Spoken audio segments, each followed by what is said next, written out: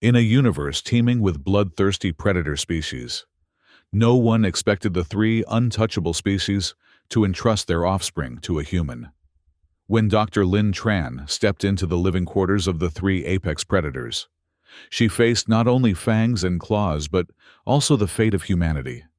The year was 2523, and humanity had secured its position among the 12 galactic alliances. Harmonia Station, the multi-species transit hub, functioned as the largest diplomatic center in the M8 region.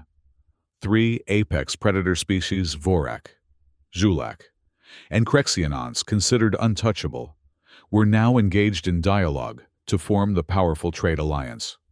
Harmonia Station hung like a crystalline pendant against the indigo backdrop of the M8 nebula. Its rotating rings housed 12 distinct ecological zones, each meticulously engineered to accommodate diplomatic delegations from across the known galaxy. The central hub, with its transparent dome revealing distant stars, served as the primary meeting ground where species that would normally devour each other attempted civility through translation devices and ceremonial posturing. Dr. Tran Baolin stood before the observation window on Level 7, watching the approaching vessel of the Vorak delegation. Even from this distance, the barbed, asymmetrical design of their ship sent an ancestral shiver down her spine. The Vorak had evolved as ambush predators, and everything about them, from their spacecraft architecture to their diplomatic protocols, reflected this evolutionary history. "Still cannot believe they're actually coming to the same table," came a voice behind her. Lynn turned to find Captain Marcus Harlow, Harmonia's human commander, joining her at the viewport. His weathered face bore the telltale scarring of someone who had survived more than one encounter with apex species. Three apex predators who've spent millennia hunting each other, suddenly interested in trade negotiations, Lynn replied, brushing a strand of dark hair from her face.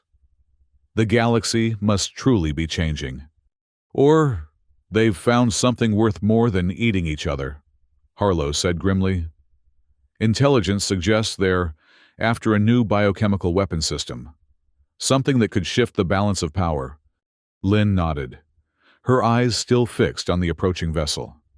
As a cosmic biologist specializing in dangerous life forms, she understood the existential threat posed by the three apex species better than most. Her research at the Biogaseous Research Center on Terra Nova had brought her face to face with the most lethal organisms in the known universe. But nothing had prepared her for what was about to unfold. "Dr. Tran," Harlow said, using her formal title, "your presence has been requested in the command center. It seems one of the Zulak delegates is experiencing some kind of toxic reaction to our atmospheric mix." "On my way," she replied, turning from the viewport. This was familiar territory. Adjusting environmental parameters for exotic biology was part of her daily routine. What wasn't routine was the message waiting in her neural interface when she returned to her quarters that evening. The holographic figure of Ambassador Vithar, the Vorak representative, materialized in her living space. Standing nearly 2 meters tall, with iridescent orange-yellow scales and multiple rows of sensing organs where eyes would be on a human. The ambassador's presence filled the room even as a projection. "Dr. Tran Baolin," the translation came through in a low, resonant tone. "Your reputation precedes you. The three have made a decision that requires your unique qualifications." Lynn remained still, her heart rate accelerating. Direct communication from a Vorak outside of formal diplomatic channels was unprecedented. "We have brought our young ones to Harmonia," Vithar continued. "One from each of our species.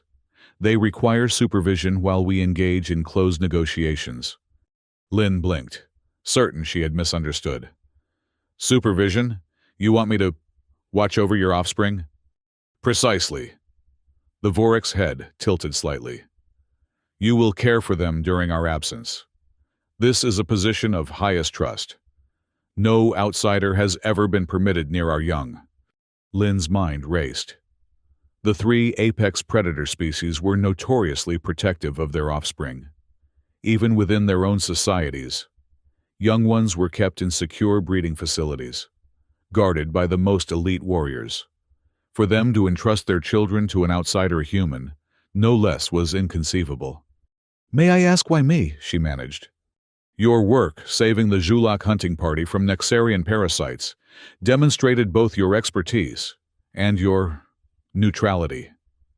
The Vorik's voice modulated in what might have been appreciation. "Your Terran ancestry carries weight with all three. We have agreed you are acceptable." Before Lin could formulate another question, the ambassador added, "This is not a request, Doctor. It is an arrangement already confirmed by your Captain Harlow. You begin tomorrow." The projection disappeared, leaving Lin standing alone in her quarters, overwhelmed by the implications. She activated her comlink immediately. "Captain Harlow, did you authorize me to babysit the offspring of three apex predator species?" Harlow's voice came through with a strange mixture of amusement and tension. "Not exactly how I would have phrased it, but yes. The Council saw this as an opportunity we couldn't refuse. If they trust us with their young, it opens diplomatic doors that have been sealed for centuries." "But why me?" Lin pressed, pacing her small living space.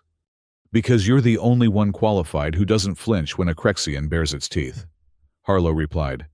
"And because this might be our only chance to study their offspring up close. Think of what we could learn, Lin." She did think of it, and she thought of her father, torn apart by a Vorak hunting party when she was just 7 years old. The memory was still vivid as screams.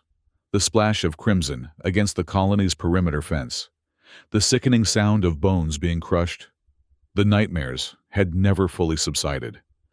"I'm not sure I can do this," she admitted, her voice barely above a whisper. "I understand your hesitation," Harlow said more gently. "But consider what's at stake. If these negotiations succeed, it could mean peace with species that have historically seen us as nothing more than prey. If they fail..." He didn't need to finish the thought.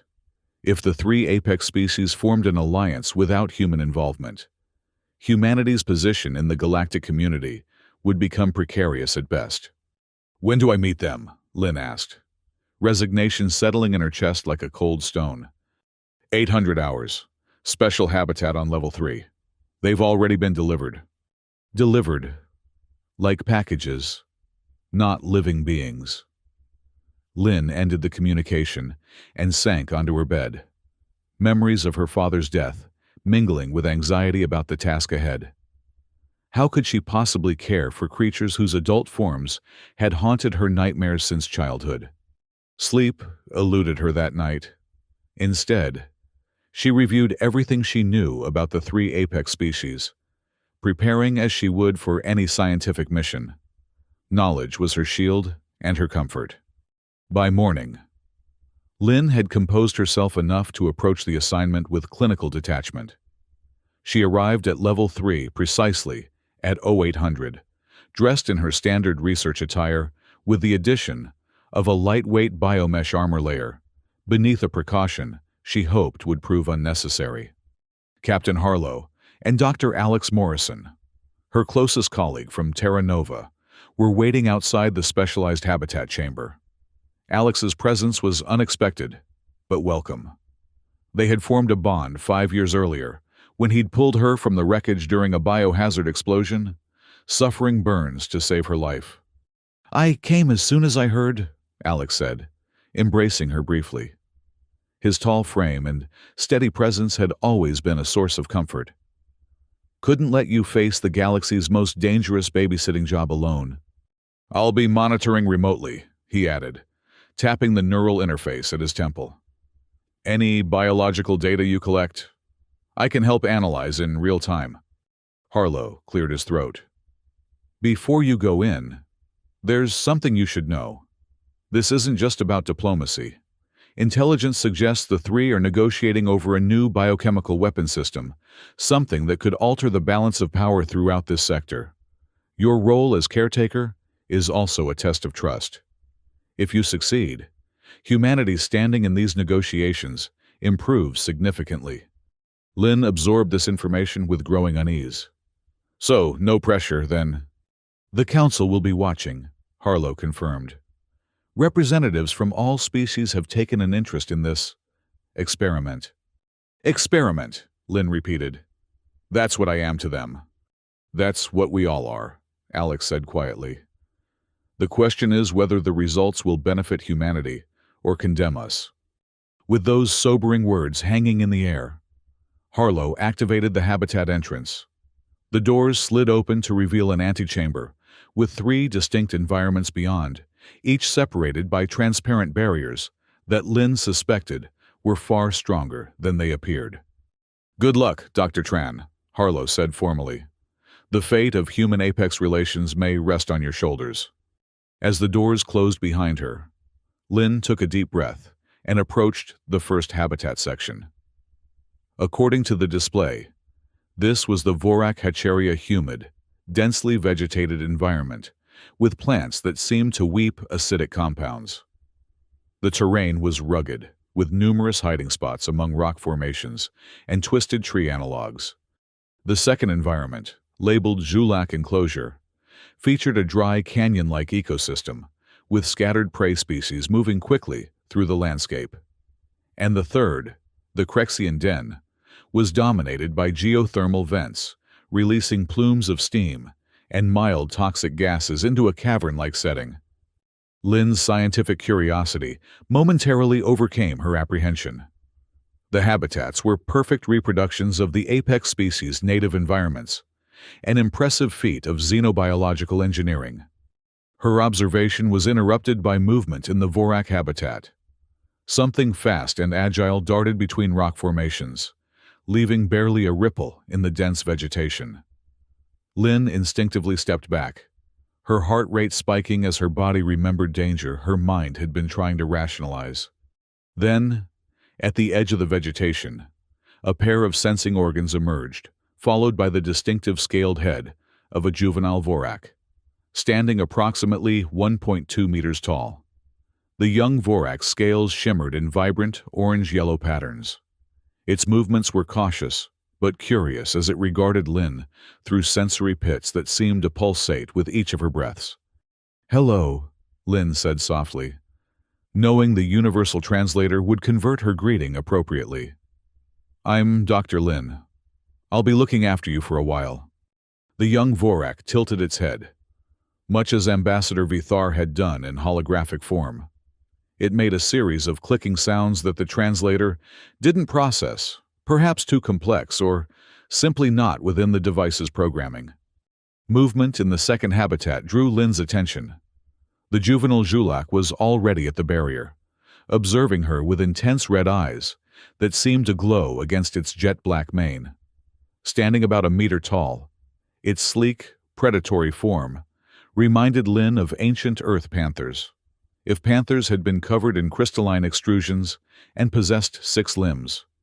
The young Julak pressed a clawed appendage against the barrier, leaving faint scratch marks that immediately self-healed.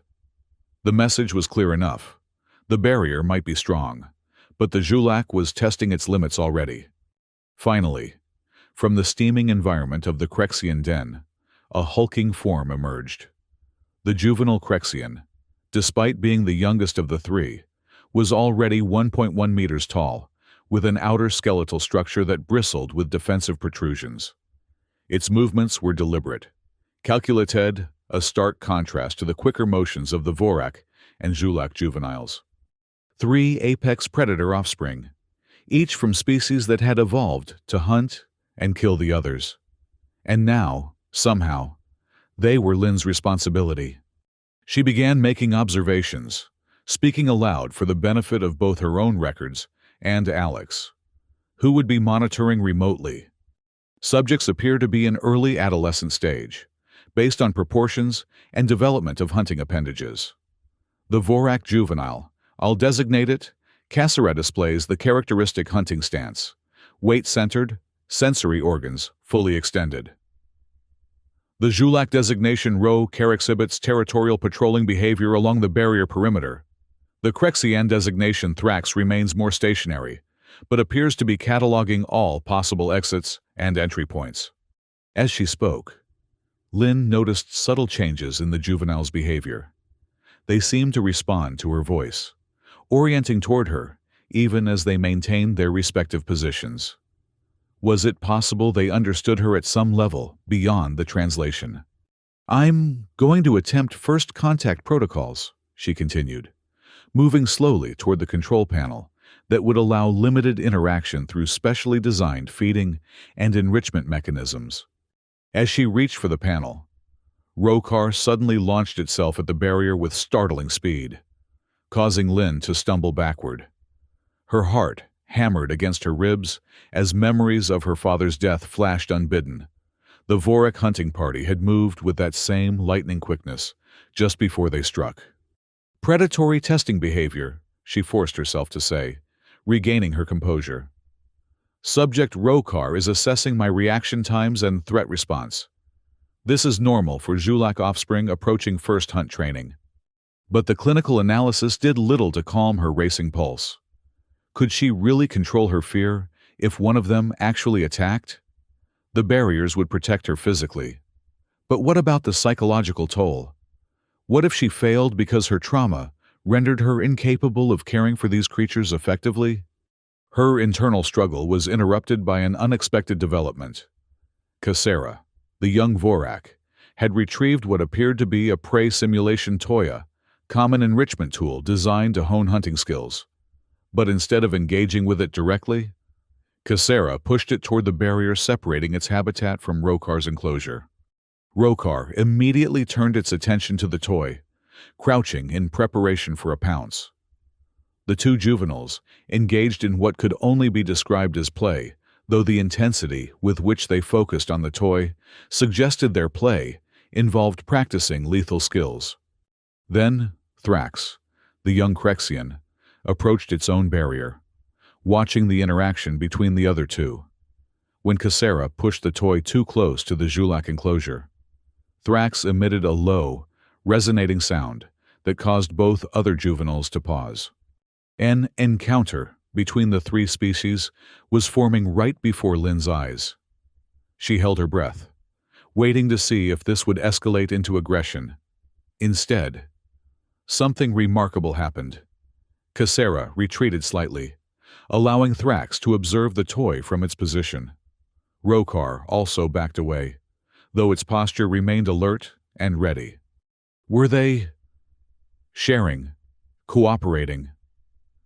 The behavior contradicted everything known about these species in the wild, where encounters between different apex predators invariably ended in bloodshed. Subjects appear to be demonstrating rudimentary cooperative behavior, Lynn noted, amazement creeping into her voice. This suggests either extensive prior socialization or an unprecedented adaptation to captivity alongside traditional rivals. As she continued her observations, Lynn gradually moved closer to the barriers, careful to maintain a non-threatening posture. The juveniles watched her with varying degrees of interest, occasionally returning to their play hunting activities, but always keeping her within their sensory range. By midday, Lynn had established a tentative routine for observations and environmental adjustments. She had successfully introduced nutritional supplements into each habitat, noting with interest how each juvenile approached feeding with different strategies. Kasera ambushed the feeding mechanism. Rho-Car stalked it systematically, and Thrax simply waited for the optimal moment before striking with precise efficiency. Through the observation windows above the habitats, Lynn occasionally glimpsed diplomatic representatives watching her work. The Vorak, Zhulak, and Crexian delegates took turns observing, their expressions unreadable to human eyes, but their intense focus unmistakable. Each seemed to be evaluating Lynn's interactions with their offspring, perhaps betting on when her human limitations would result in failure. As artificial twilight began to fall across the habitats, simulating the diurnal cycles of the apex species' homeworlds, Lynn prepared to conclude her first day's observations. She was exhausted, but cautiously optimistic. The juveniles had shown no overt aggression toward her, though their predatory nature remained evident in every movement. She was making final notes when she noticed Rokar had separated from the group and was moving rapidly in her direction. Before she could react, the young Julak launched itself toward her position. Lynn barely managed to sidestep, adrenaline surging as a terrifying spark of recognition flashed through her. If she hadn't moved in time, 3 razor-sharp claws would have made contact with her biomesh armor. Was it an attack? A test? Or simply the natural expression of a predator's instinct? Lynn couldn't be sure, but as she looked into Rokar's glowing red eyes, she saw something that chilled her more than aggression would have: calculation, intelligence, assessment. These weren't just dangerous animals. They were thinking beings, evaluating her every reaction with the same clinical detachment she was attempting to maintain toward them. And suddenly, Lynn wasn't certain who was observing whom. That night, as she returned to her quarters, Lynn's neural interface chimed with an incoming message from Alex. "Remarkable first day," his holographic form said as it materialized in her living space. "The behavioral patterns you recorded contradict every study on apex juvenile socialization. They shouldn't be able to coexist without lethal competition, let alone demonstrate cooperative behaviors." "They're not cooperating with me," Lynn pointed out, sinking wearily onto her bed. "That last interaction with Rokar was unsettling." "I saw that," Alex nodded. "But consider this. In the wild, a Zulak wouldn't waste energy on a feint. If it wanted to kill you, it would have committed fully to the attack. So what was it doing?"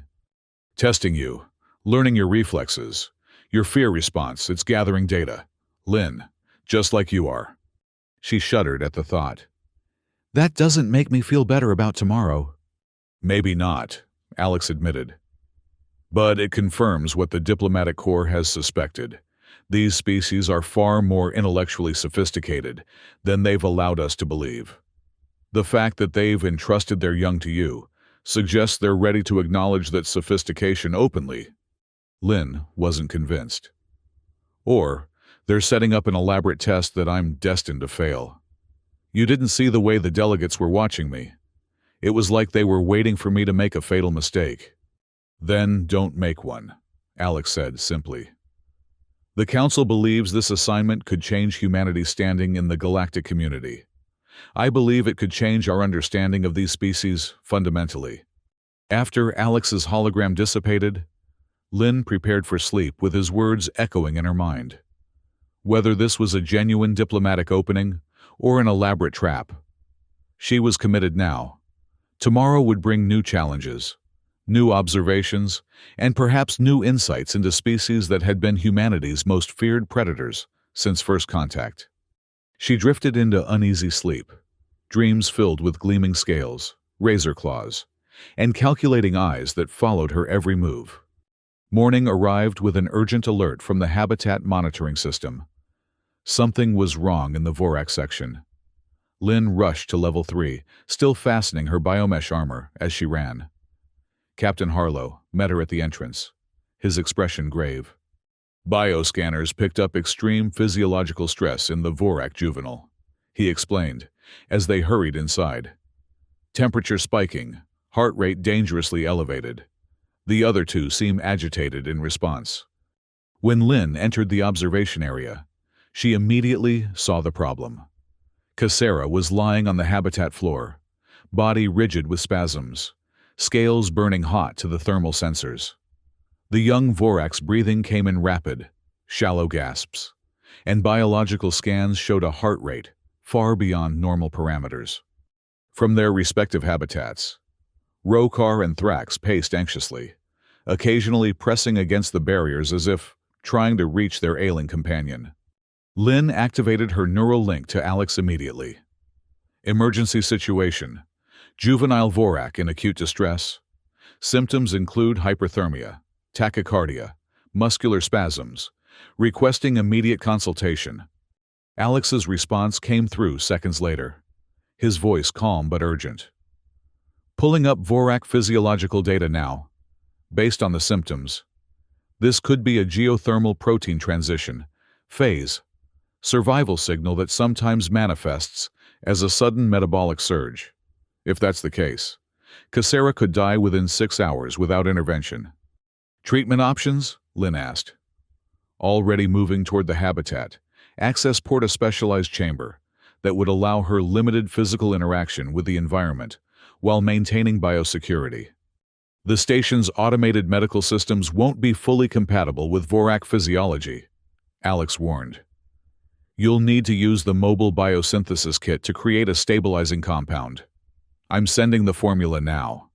Lynn received the data and quickly assessed what she would need to do. The treatment would require her to manually stabilize Cassera's core temperature while administering the compound directly to an access point beneath the juvenile's primary scales.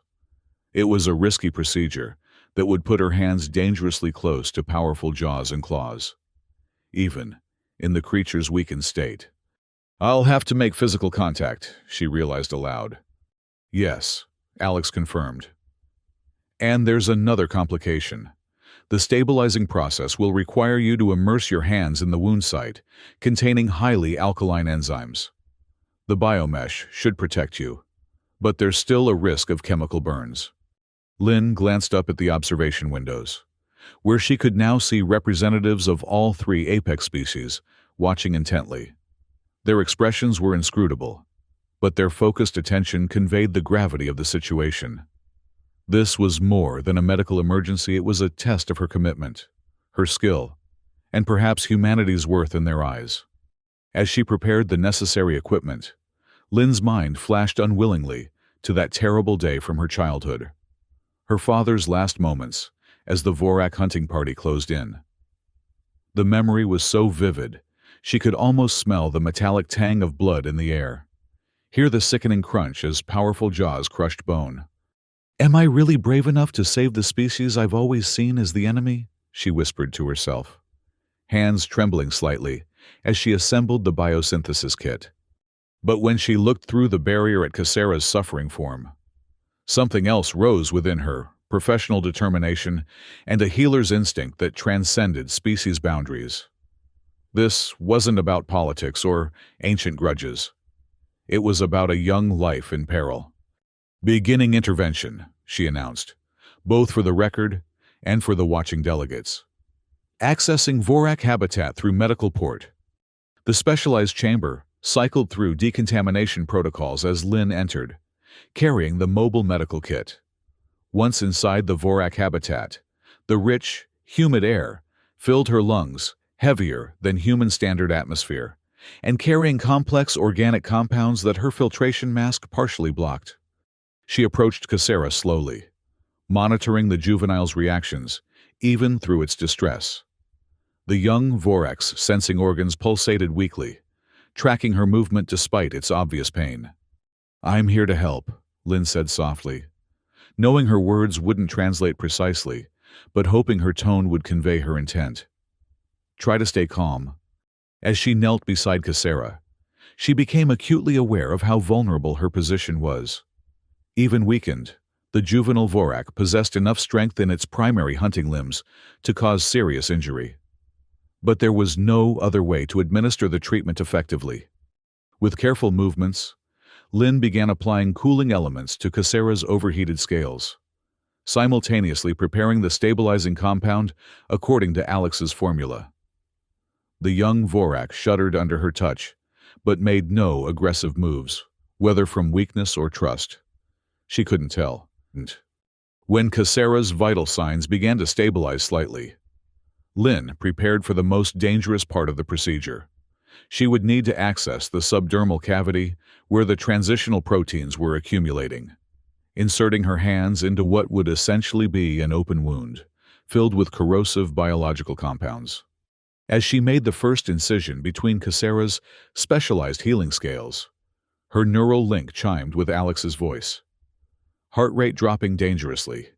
You need to move quickly. Lynn took a deep breath and plunged her hands into the opening she'd created.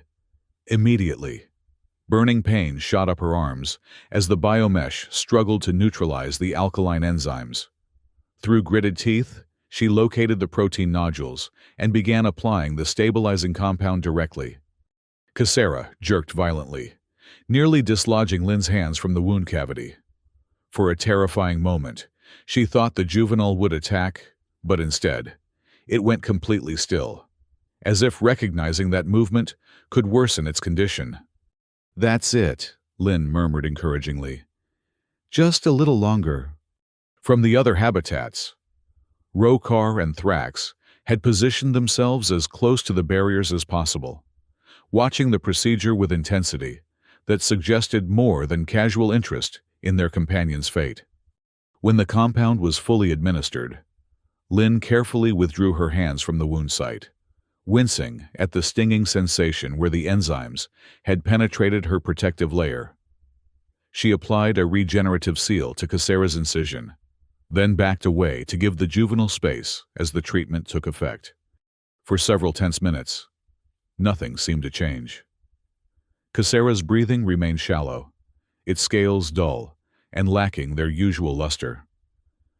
Lynn watched anxiously, wondering if she had misdiagnosed the condition or applied the treatment incorrectly. Then, gradually, the juvenile Vorax breathing deepened and steadied. The spasms subsided, and its sensing organs began to pulse with stronger, more regular patterns. A soft sound, something between a chirp and a purr, emanated from its throat region. "Vital signs stabilizing," Lynn reported, relief washing through her. Temperature returning to normal range, heart rate decreasing to acceptable parameters. As she completed her report, she became aware of a subtle shift in the atmosphere of the habitat complex. Looking up at the observation windows, she saw the apex delegates engaged in quiet conversation with each other, a rare sight, given their historical enmity. The Vorak representative, Ambassador Vithar, made a gesture that Lynn couldn't interpret, but the Julak and Krexian delegates seemed to respond with what might have been grudging acknowledgement. When Casera finally rose to its feet, shakily but steadily, a remarkable thing happened. The young Vorak approached Lynn not with aggression, but with what could only be described as gratitude, pressing its scaled head briefly against her arm in a gesture reminiscent of an earth feline's display of affection. More surprising still was what happened next. As Lynn exited the Vorak habitat through the medical chamber, she found that all three juveniles had positioned themselves near their respective barriers, watching her with what she could swear was respect in their alien gazes. When she returned to the central observation area, trembling slightly from adrenaline crash and enzyme exposure, Captain Harlow was waiting with an expression of undisguised amazement. "Dr. Tran," he said quietly, "do you realize what you've just accomplished? No human has ever physically treated an apex predator juvenile and lived to tell about it." Lynn managed a weak smile. "First time for everything, I suppose." "This goes beyond medicine," Harlow continued. "The delegates are talking, actually talking to each other, not just posturing through translators. Something about what they witnessed has shifted their perspective," as if to confirm his words. Ambassador Vithar entered the observation area, flanked by representatives from the Julak and Krexian delegations. The three apex diplomats towered over the humans, their natural predatory presence filling the space despite their formal, non-threatening postures. "Dr. Tran Bao Lin," Vithar's translated voice resonated in the chamber. "You have demonstrated unexpected skill in preserving our young one's life. The three acknowledge this debt." The Julak delegate, a sleek, midnight black figure with crystalline growths protruding from its shoulder regions, added, "Your hands entered the sacred wound without hesitation. This courage is noteworthy." "Our observation continues," concluded the Krexian representative, its armored exoskeleton clicking softly as it shifted position. "But the parameters have been adjusted." With those cryptic words, The three delegates departed, leaving Lynn and Harlow to exchange bewildered glances. "I think," Harlow said slowly, "that was Apex Predator for thank you."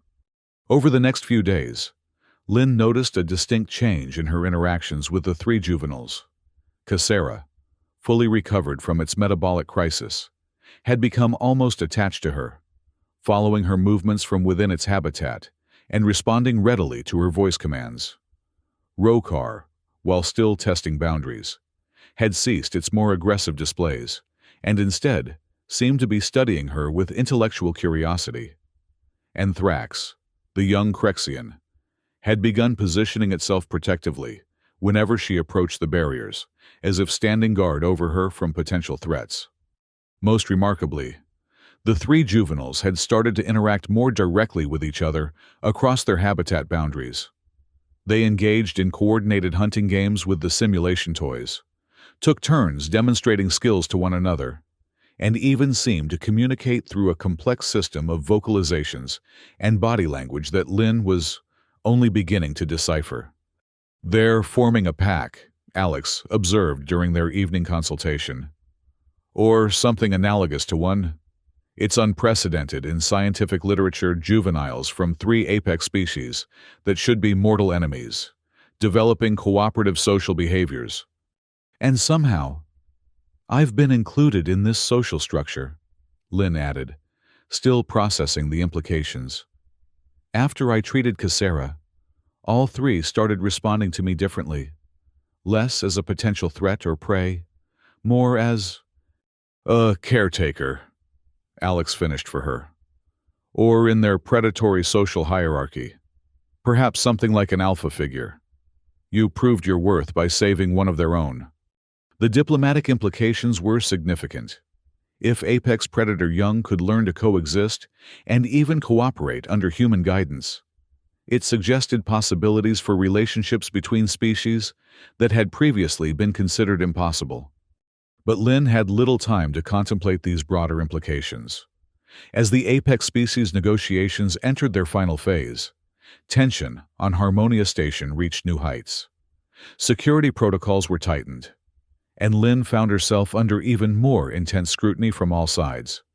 On the fifth day of her unusual assignment, just as the three delegations were preparing to depart for their final negotiation session, an unexpected visitor arrived at the habitat complex.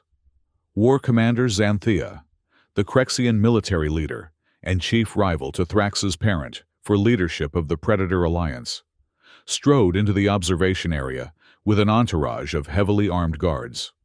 Standing over 2 meters tall, with an exoskeleton that bristled with both natural and technological weaponry, Xanthea cut an imposing figure even by Crexian standards. The War Commander's compound eyes fixed on Lynn with unsettling intensity. "So this is the human who presumes to nurture our future hunters." Xanthea's translated voice carried tones of both curiosity and challenge. "I have come to test whether your loyalty to our young ones is genuine, or merely a diplomatic performance." Captain Harlow, who had entered shortly after Xanthea's arrival, stepped forward with diplomatic caution. "War Commander, Dr. Tran has fulfilled her responsibilities with exemplary skill. The juveniles are thriving under her care." "Visible prosperity is not the same as true dedication," Xanthea countered, moving toward a control panel near the habitat barriers. "True allegiance is revealed only in moments of crisis, when one must choose between self-preservation and protection of those in one's care." Before anyone could react, Xanthea activated a specialized module that Lynn hadn't noticed being installed.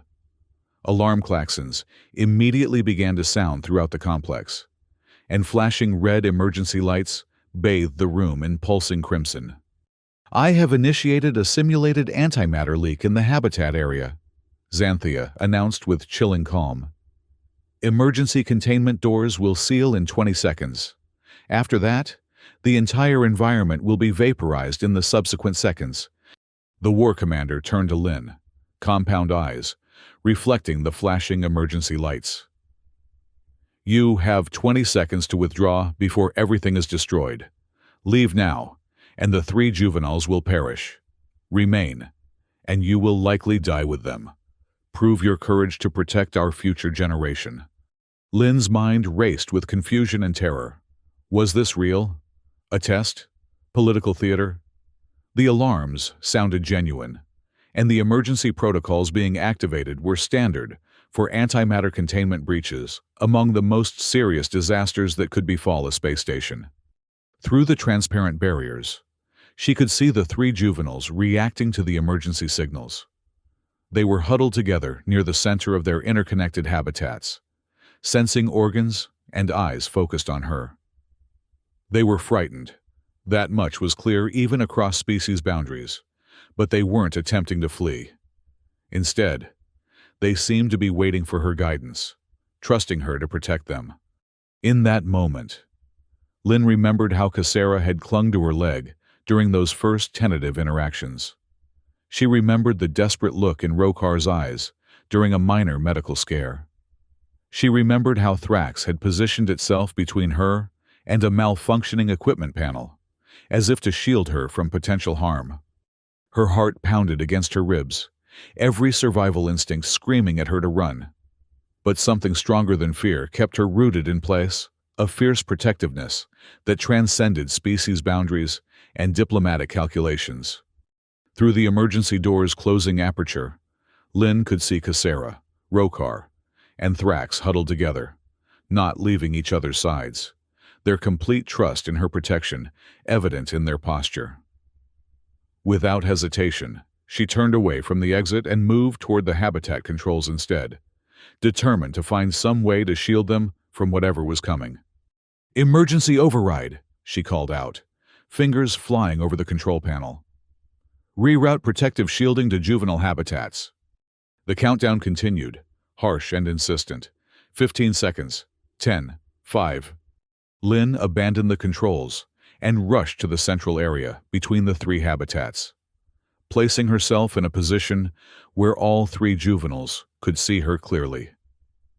If these were their final moments, she would face them together with the young ones who had, against all logic, come to trust her, too. "It's okay," she said, knowing the translation would carry her tone, if not her exact words. "I'm not leaving you." The emergency doors sealed with a final, ominous thud. Lin braced herself for the destructive force of an antimatter breach, the searing heat, the molecular disintegration, the brief moment of agony before oblivion. Instead, there was only a sudden drop in pressure, creating a loud but ultimately harmless simulated explosion sound. The emergency lights continued to flash, but the catastrophic destruction didn't materialize. When the main doors reopened, War Commander Xanthea stood watching, compound eyes reflecting complex patterns that Lin couldn't interpret. Behind the Crexian leader, the assembled delegates of all 3 apex species observed in silence. Cassera, Rokar, and Thrax remained clustered together, but now they were emitting a harmonious series of vocalizations, chorus song, that Lin had never heard before. The sound was hauntingly beautiful, rising and falling in complex patterns that seemed to resonate on a level deeper than mere acoustics. "The test is concluded," Xanthea announced, voice modulator conveying what might have been reluctant respect. "The human did not abandon our young ones, even when facing apparent destruction." From the observation area, the 3 juvenile apex predators continued their harmonic vocalizations. But now, their focus had shifted. They weren't just calling to each other, they were oriented toward Lin, including her in their chorus, acknowledging her as part of their unusual family unit. Ambassador Vithar stepped forward, scales shifting in patterns that indicated formal ceremonial mode. "Humans have proven themselves worthy of protecting the young, whether they be predator or prey species." The 3 acknowledged this truth. The assembled observers' delegates from various species that made up the Harmonia Council erupted in a wave of reactions. Murmurs, clicks, light flashes, and pheromone releases that collectively signaled astonishment and approval across species boundaries. A Nexari observer whispered to its companion, translation carrying to Lin's position, "Perhaps we have misjudged humans. They are not merely weak, they can protect us, even knowing they might die." Xanthea, who had been the most vocal opponent to human involvement in the Predator Alliance, made a formal gesture of retraction. "I propose that the three establish a Young Ones Protection Alliance, with humans at its head. The evidence of compatibility is irrefutable." Applause or its multi-species equivalent rippled through the Harmonia Station observation deck. Vithar raised upper limbs in a gesture that called for attention. "Humans have demonstrated their worthiness to protect the young generation, regardless of species origin or evolutionary history," the Vorak ambassador declared. "We accept this new understanding between our kinds." In the days that followed, Lin's relationship with the three juvenile apex predators deepened in ways she could never have anticipated. Cassera, Rokar, and Thrax followed her everywhere within their habitats during feeding, play sessions, and even formal ceremonies as they became the living symbols of the new alliance. Lin discovered additional spiritual dimensions to the three species. They had accepted her into their tribe and regarded her as the human predator mother, a title without precedent in any known cultural exchange. In quiet moments of reflection, Lin found herself setting aside scientific rationality to recognize a profound truth. Maternal or paternal bonds weren't confined to genetic similarity. They could transcend biological boundaries entirely. She recorded her observations. The visceral memories of the Unity Chorus, when everything seemed to be falling apart, might prove to be the key to connecting other species in the future. News of the Harmonia miracle spread throughout the M8 region. Visiting species Centauri, Nexari, Dracorian, and others expressed interest in joining the Galactic Young Ones Protection Project being jointly developed. 5 years later, the Young Ones Protection Alliance, officially named the Galactic Guardian Corps, became fully operational. Humans led all education and protection patrols for offspring from species with armed conflicts. Lin was appointed as the first Director General. The long-term impact was profound. Interspecies conflict rates decreased by 60%. When children from enemy species grew up together in multi-species play zones, their parents found it difficult to support violence against their offspring's friends. The scientific cultural cooperation model flourished. The family unit of the three juveniles Cassera, Rokar, and Thrax became young peace ambassadors, participating in the Galactic Seedling Program. On the day Lin bid farewell to her three predator children, Cassera presented her with a Vorak scale, inscribed with the symbol for Predator Mother. Rokar and Thrax gave her a purple flame, the quintessential life essence in Julak tradition, certifying her as the Galactic Divine Mother. Looking back at Harmonia Station from her shuttle viewpoint, Lin felt overwhelming pride and hope. One day, I will even see the children of predator species and herbivore offspring holding hands on a new planet. Her final journal entry resonated with quiet confidence. When three apex lifeforms trusted a human, the galaxy had to reconsider. True strength lies in the heart that dares to protect, not in fangs and claws. And today, humanity has proven we were not born merely to hunt or be hunted, but to nurture hope.